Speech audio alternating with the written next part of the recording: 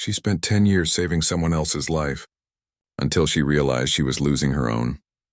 Maya stood in the hallway staring at the wooden door in front of her. Her hand was shaking as she held the doorknob. She was 32 years old but felt like she had lived 100 years. The house was quiet now. Too quiet, just like it had been for the past 10 years. She looked down at her hands.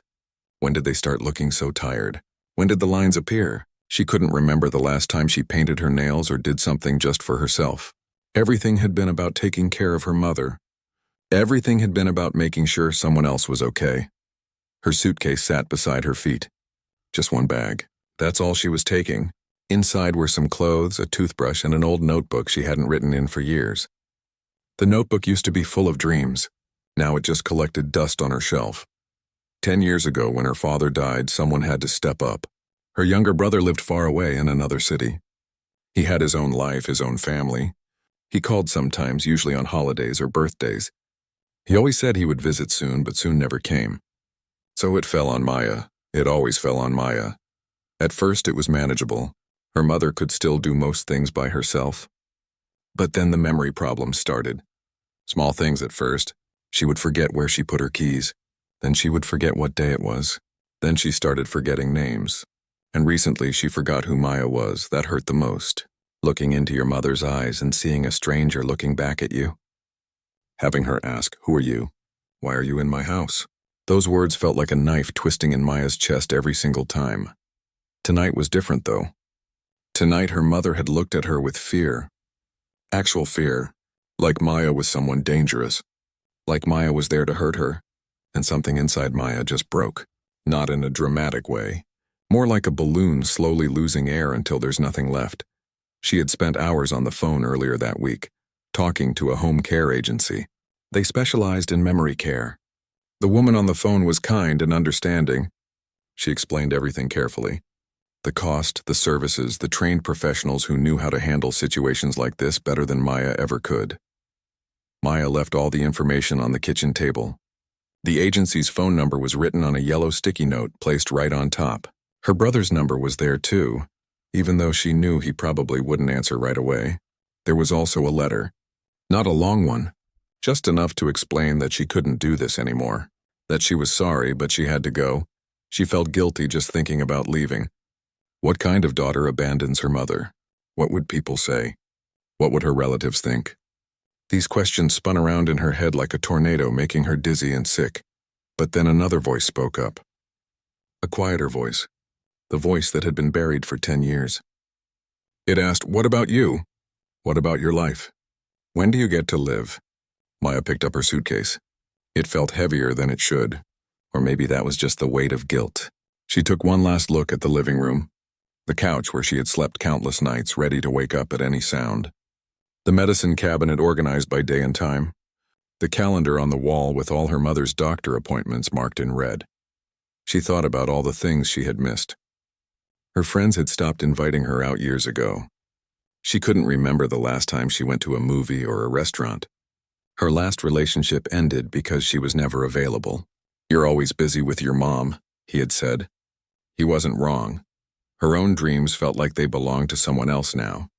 She used to want to be a writer. She used to fill notebooks with stories and poems. She used to stay up late typing away on her laptop, creating worlds and characters. But when was the last time she wrote something that wasn't a grocery list or a note to the pharmacy? Maya's hand tightened on the doorknob. This was it. The moment everything would change. She could still turn back. She could unpack her suitcase, tear up the letter, and pretend this never happened. She could keep going like she had been day after day until there was nothing left of herself. Or she could open this door and walk through it. She turned the knob and pulled the door open. The cool evening air hit her face.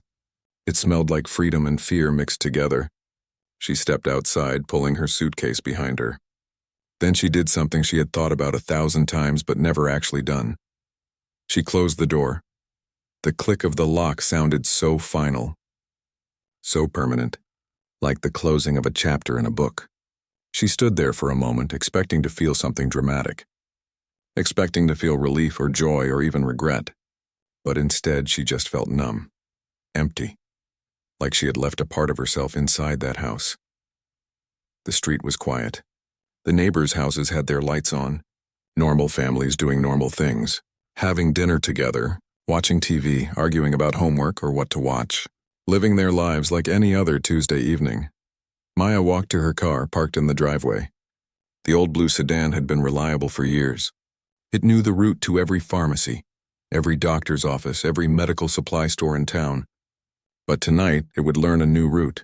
She put the suitcase in the trunk and closed it with a soft thud. Then she sat in the driver's seat and just breathed. In and out. In and out. Her phone buzzed in her pocket, but she ignored it. She knew who it probably was. She wasn't ready for that conversation yet. Maya started the car. The engine hummed to life, familiar and comforting. She backed out of the driveway slowly, taking one last look at the house. The porch light was still on. She always left it on for safety. Old habits, then she drove away. She didn't have a destination in mind. She just knew she needed to go somewhere. Anywhere that wasn't here. The street lights passed by in a blur. Left turn, right turn, another left. Soon she was on the highway, heading in a direction she rarely went. The road stretched out in front of her, dark and empty. It was almost midnight now. The world felt different at this hour. Quieter, more honest somehow. The radio played soft music, but she barely heard it. Her mind was too busy processing what she had just done. Part of her wanted to turn around. Part of her was screaming that she made a terrible mistake. But the other part, the part that had been silent for so long, was finally breathing, finally speaking up, finally saying, keep going. Don't look back. She drove for hours, past familiar towns and into places she had never been. Her eyes were tired, but her mind was too active to rest. Every few miles, her phone would buzz again. She could imagine the messages piling up. Questions, accusations, maybe even understanding, though she doubted it. The guilt sat in her chest like a stone, heavy and uncomfortable. She tried to push it away, but it kept coming back. You left your mother. You abandoned her when she needed you most. The words played on repeat, spoken in voices that sounded like her relatives, her friends, even her own conscience. But then that other voice would speak up again. You gave 10 years. You gave everything. You were drowning, and nobody threw you a lifeline. Saving yourself isn't selfish. It's survival. As the highway stretched endlessly forward, Maya realized something. She had been so afraid of closing that door because she thought it meant giving up on her mother. But maybe, just maybe, it meant giving herself a chance to live again. Maybe both things could be true at the same time. She could love her mother and still choose herself. She could care about her family and still protect her own mental health. The road signs passed by. Exit after exit, each one a possibility, each one a new beginning. She didn't know where she was going, but for the first time in 10 years, that felt okay. She had closed the door behind her, and everything was about to change. The sun was starting to rise when Maya finally pulled off the highway. She had been driving for 6 hours straight, running on nothing but adrenaline and the half-empty coffee she bought at a gas station around 2 a.m. Her body ached, her eyes burned, but her mind felt strangely clear. She found herself in a small coastal town called Crescent Bay. She had never heard of it before. It wasn't on any tourist maps or travel guides.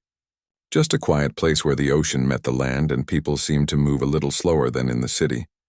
The motel she found wasn't fancy. The paint was peeling a bit and the neon sign flickered with 2 letters burned out. But it was clean and cheap, and the old man at the front desk didn't ask any questions. He just handed her a key and pointed toward room 12. The room smelled like old carpet and ocean salt. There was a bed with a flowered bedspread that had probably been there since the 1980s, a small TV that got about 5 channels, and a window that looked out at the beach. Maya dropped her suitcase on the floor and sat on the edge of the bed. That's when it hit her, the full weight of what she had done. She had left. She had actually left. Her hands started shaking, and tears she didn't even know she was holding back suddenly poured down her face. Big, ugly tears that made her whole body shake. She cried for her mother, for the woman who used to braid her hair and make her favorite soup when she was sick, for the person who was slowly disappearing behind a fog of confusion and memory loss. She cried for the relationship they used to have and would never have again, but she also cried for herself, for the 10 years she lost, for the dreams she put aside, for all the times she felt invisible and alone, for every night she fell asleep exhausted and woke up even more tired. The tears kept coming until there were no more left. Eventually, she fell asleep, still in her clothes, still on top of the bedspread. She slept harder than she had in years. No alarm set for medicine times. No need to keep one ear open in case her mother needed something. Just sleep. Deep, dreamless sleep.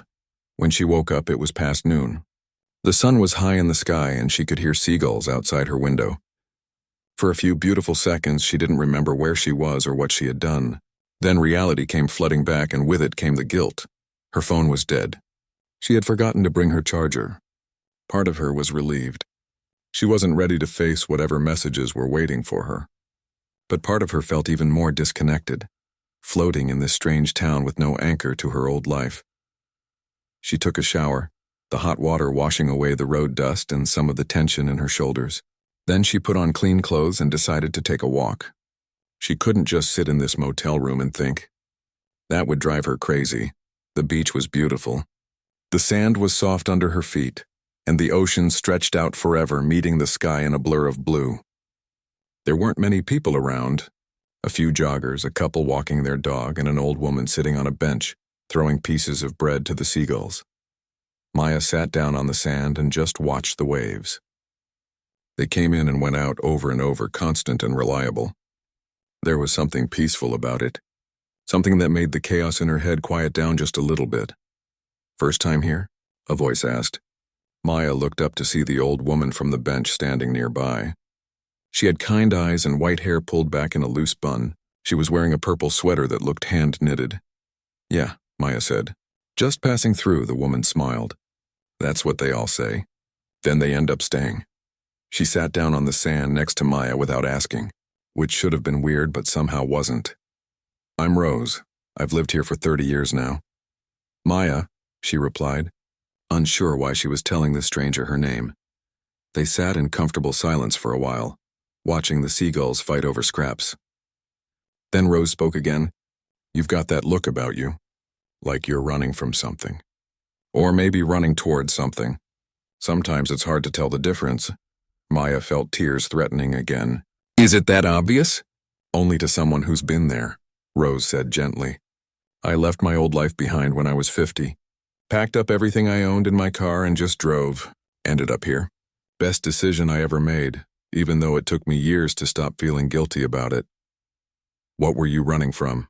Maya asked, then quickly added, "Sorry, that's too personal." Rose laughed. "At my age, nothing's too personal anymore.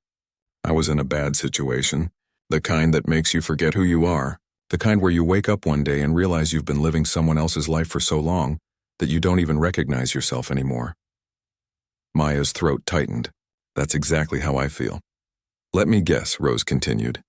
"Someone told you that leaving makes you selfish, that you should stay and tough it out, that real love means sacrificing everything." She turned to look at Maya. "But here's what I learned.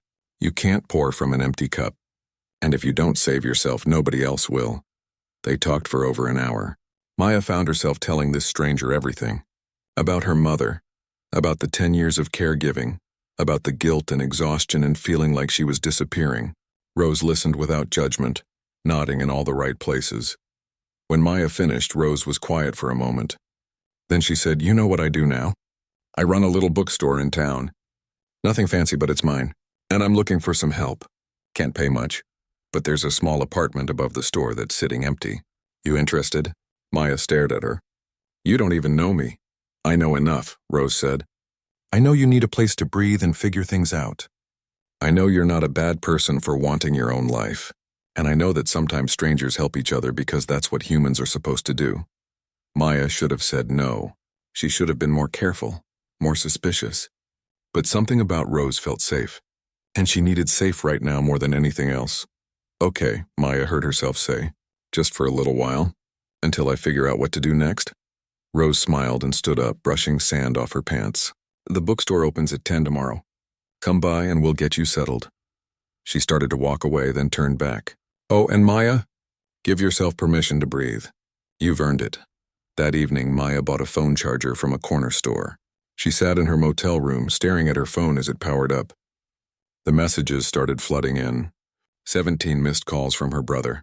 Texts ranging from concerned to angry to desperate. A few messages from neighbors.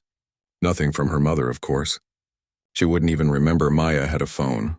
Maya's hands shook as she read through them. Her brother's last message was the hardest. How could you just leave her? She's asking for you. She's scared. What kind of person does this? She wanted to call him, to explain, to defend herself. But she couldn't find the words. Instead, she texted back something simple. She needs professional care. I left all the information. I can't do this anymore. I'm sorry. She turned off her phone again before she could see his response. Tomorrow she would deal with it. Tomorrow she would figure out how to explain the unexplainable. Tonight she just needed to exist. She walked to the window and looked out at the ocean. The moon was reflecting off the water, creating a silver path that seemed to lead nowhere and everywhere at the same time. She thought about Rose's words, about permission to breathe, about empty cups. For the first time in years, Maya felt something other than exhaustion. It wasn't happiness exactly. It was more like hope. Small and fragile, but there. She had closed the door and stepped into the unknown. And maybe, just maybe, that was the bravest thing she had ever done. 2 months had passed since Maya arrived in Crescent Bay. 2 months since she closed that door and drove away from everything she knew. In some ways, it felt like a lifetime. In other ways, it felt like just yesterday. Working at Rose's bookstore turned out to be exactly what she needed. The shop was small and cozy, with shelves that reached the ceiling and the smell of old paper and coffee always hanging in the air. Rose let her organize things however she wanted, and Maya discovered she had a talent for matching people with books they didn't know they needed. The apartment above the store was tiny, but perfect. One room that served as bedroom and living room, a small kitchen with a window over the sink, and a bathroom with blue tiles that reminded her of the ocean. It was hers, a space where nobody needed her. Nobody called for her in the middle of the night. Nobody depended on her for every little thing. She had started writing again, too. Just small things at first, observations about the town, descriptions of customers who came into the shop, little poems about the sea. The old notebook she brought with her was starting to fill up with fresh words and new dreams. Life had begun to feel almost normal. She had a routine now. Wake up, make coffee, walk on the beach, open the bookstore, help customers, close up, write in the evening, sleep without interruption. Simple things that felt like luxuries, but the guilt never fully went away. It sat in the background of everything, like a song playing in another room that you can't quite block out. Every time she laughed or felt a moment of peace, a voice in her head would say, "You don't deserve this. Your mother is suffering and you're here enjoying yourself." She had turned her phone back on after that first week. The messages from her brother had evolved from angry to resigned. He had hired the care agency. Their mother was now in a professional memory care facility. He sent updates occasionally, usually just 1 or 2 sentences. "Mom had a good day," or "Mom's been agitated lately."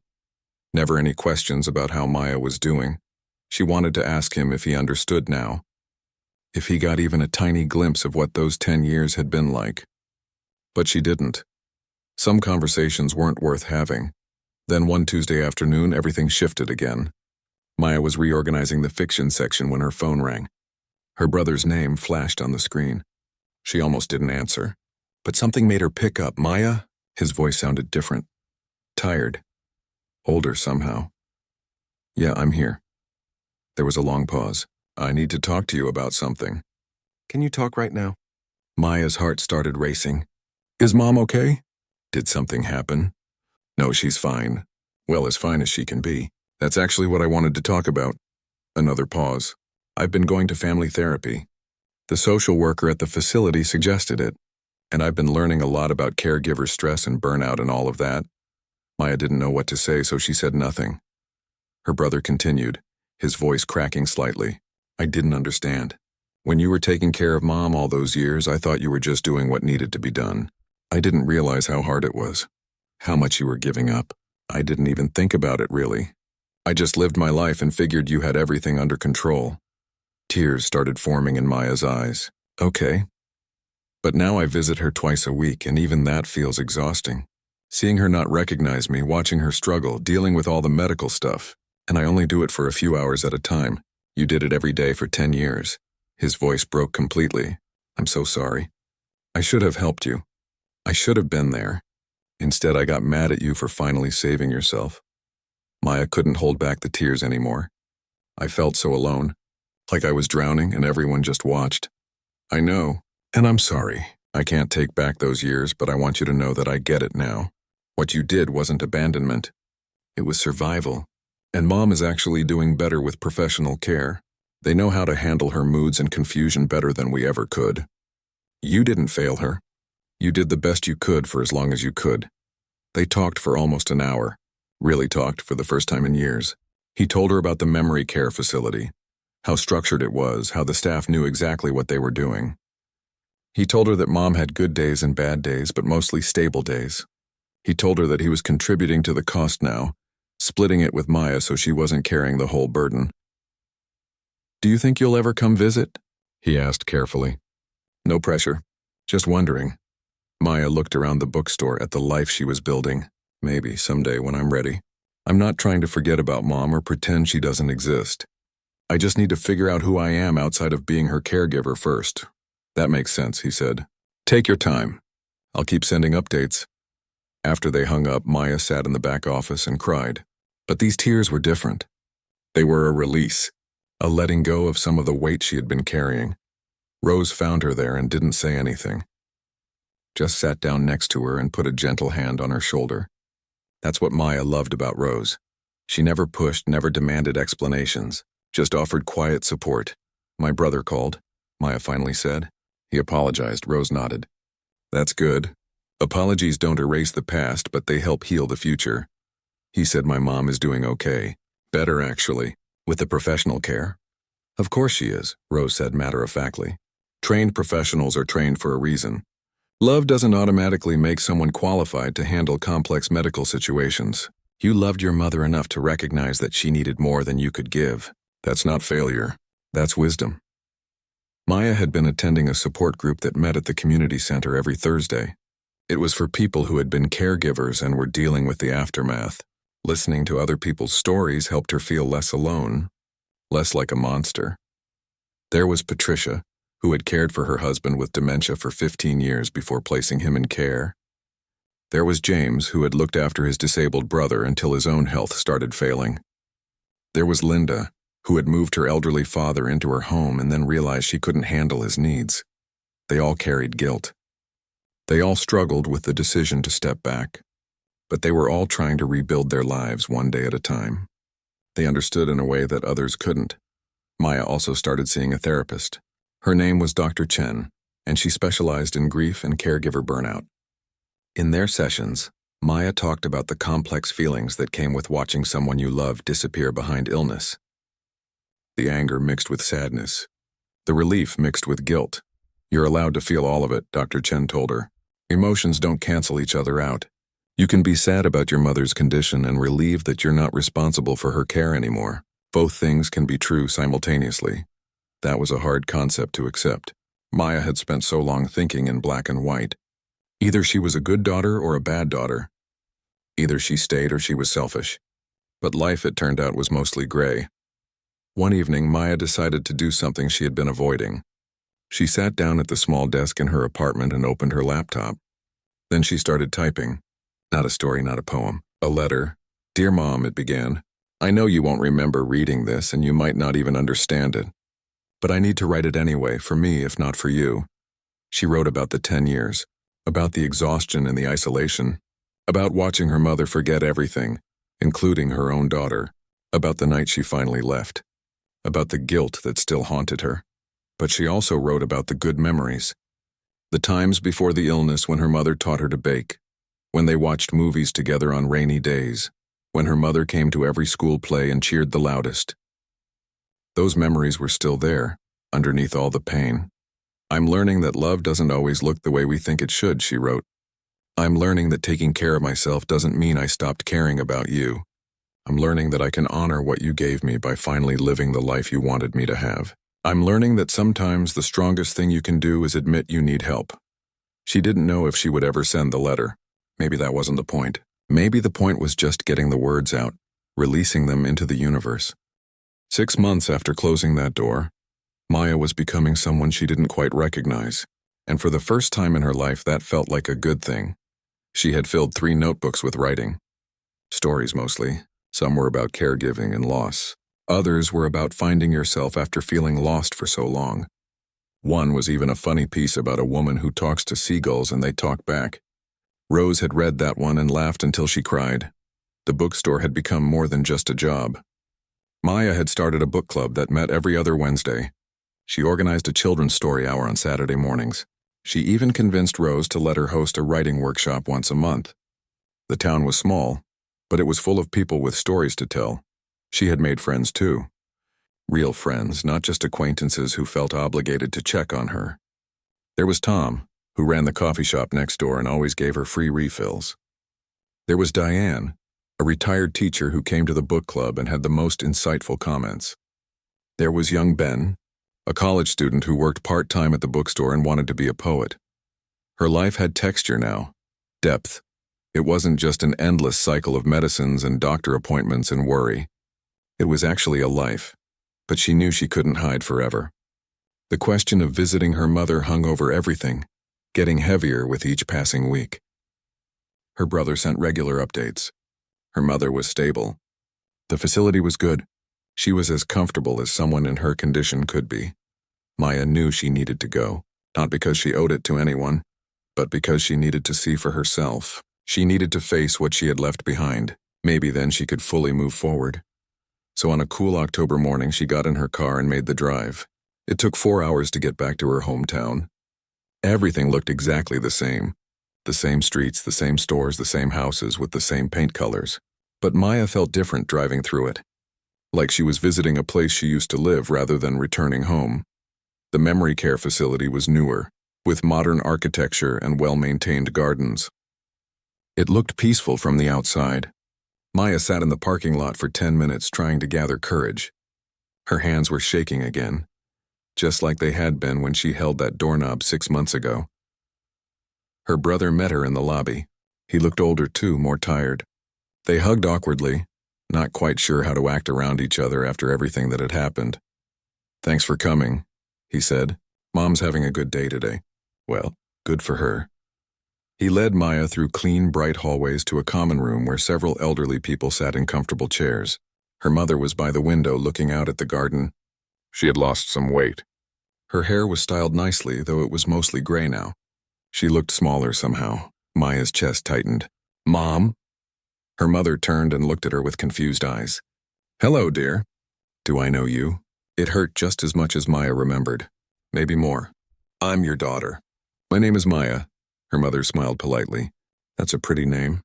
I had a daughter once, I think. Or maybe that was a dream. I have trouble remembering." They sat together, Maya and her mother, like strangers making small talk. Her mother told her about lunch, about the nice lady who helped her get dressed this morning, about how she liked watching the birds in the garden. She didn't remember Maya, didn't remember the house they lived in together, didn't remember anything before this place. The visit lasted about an hour. Then her mother got tired and agitated, and a nurse gently suggested it was time for her afternoon rest.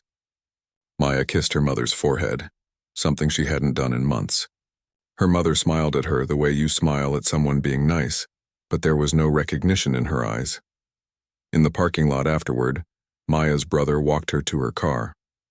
"That's how it is most days," he said. "Sometimes she has clearer moments, but mostly she just lives in the present. The past is gone for her." "Does she ask about me?" Maya needed to know. He hesitated. "Sometimes she mentions a daughter, but she doesn't remember your name or what you look like. I don't think she's sad about it, though. She doesn't remember enough to know what she's missing." Maya leaned against her car, feeling like she might fall over. "I don't know if that makes it better or worse." "Both, probably," he said. "Listen, I need to tell you something else. Before you left, when you were taking care of her every day, she told me something. It was one of her rare, clear moments. What did she say?" "She said she was worried about you, that you were giving up too much, that you needed to have your own life." His voice cracked. "She said she hoped you would leave someday, that she didn't want you to waste your best years taking care of her." Maya felt tears streaming down her face. "Why didn't you tell me this before?" "Because I was an idiot. Because I didn't want to deal with it. Because it was easier to let you handle everything." He was crying now too. "But she loved you enough to want you to go. She knew what it was costing you, even if I didn't." They stood there in the parking lot, Two siblings who had grown apart, finally being honest with each other. Finally seeing each other as real people with real struggles. "How are you?" he asked. "Really? Not just fine. How are you actually doing?" Maya thought about it. "I'm building a life. A real one. I have a job I like, friends, a tiny apartment by the ocean. I'm writing again. I'm sleeping through the night. I'm not perfect and I still feel guilty sometimes. But I'm okay. Maybe for the first time in 10 years, I'm actually okay." He nodded. "Good, that's really good. And if you want to come visit Mom again, you can. But if you don't want to, that's okay too. I'll handle things here. It's my turn to step up." "I might visit sometimes," Maya said. "But not because I have to. Because I choose to. That's all anyone can ask." The drive back to Crescent Bay felt different than the drive there. Lighter somehow. Maya had faced what she had left behind and it hadn't destroyed her. Her mother was being cared for. Her brother finally understood. And she, Maya, was allowed to live. She stopped at a rest area halfway back and took out her phone. She had been taking photos of the ocean every morning, capturing sunrises and seagulls and waves. She had never shared them with anyone, keeping them private like a secret journal. But now she opened her social media app for the first time in months and posted one of the photos. Just a simple image of the sunrise over the water. The caption was brief: "Learning to breathe again." Within minutes, comments started appearing. Old friends saying they missed her. Former co-workers asking where she was. A few relatives expressing concern. And one comment from someone she hadn't talked to in years, an old college roommate. "Proud of you for taking care of yourself." That takes real courage. Maybe it did. Maybe choosing yourself when everyone expects you to sacrifice wasn't selfish. Maybe it was necessary. Maybe it was brave. When Maya got back to Crescent Bay, Rose was closing up the bookstore. She took one look at Maya's face and said, "Come on. I'm making tea and you're going to tell me everything." They sat in the back office, surrounded by books and the smell of old paper, and Maya talked. About seeing her mother. About the conversation with her brother, about the strange mix of sadness and relief she felt. "Your mother gave you permission to go, even if she can't remember doing it," Rose said. "Now you need to give yourself permission to stop feeling guilty about it." Is that even possible? It's a process. Some days will be harder than others. But yes, it's possible. You'll know you're there when you can think about her without your chest tightening, when you can remember the good times without the weight of the bad times crushing them, when you can live your life and honor hers at the same time. That night, Maya sat at her desk and opened her laptop. She had been working on a story for weeks, but it wasn't flowing right. She kept getting stuck, not sure where it was going. But after visiting her mother, something had shifted. She understood now what the story needed. It wasn't about guilt or redemption or even forgiveness. It was about accepting that life is complicated, that love is complicated, that sometimes doing the right thing feels wrong, and sometimes doing the wrong thing is actually right. She wrote until midnight, the words pouring out faster than she could type. When she finally stopped, she had 20 new pages. The story wasn't finished, but it was getting there. Just like her.